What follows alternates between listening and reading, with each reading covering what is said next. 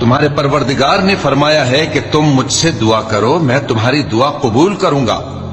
جو لوگ میری عبادت سے ازراہ تکبر کتراتے ہیں ان قریب جہنم میں ذلیل ہو کر داخل ہوں گے۔ اللہ ہی تو ہے جس نے تمہارے لیے رات بنائی کہ اس میں آرام کرو، اور دن کو روشن بنایا کہ اس میں کام کرو۔ بے شک اللہ لوگوں پر فضل کرنے والا ہے، لیکن اکثر لوگ شکر نہیں کرتے۔ یہی اللہ تمہارا پروردگار ہے جو ہر چیز کا پیدا کرنے والا ہے، اس کے سوا کوئی معبود نہیں، پھر تم کہاں سے بھٹکائے جاتے ہو؟ اسی طرح وہ لوگ بھٹکائے جاتے تھے جو اللہ کی آیتوں سے انکار کرتے تھے۔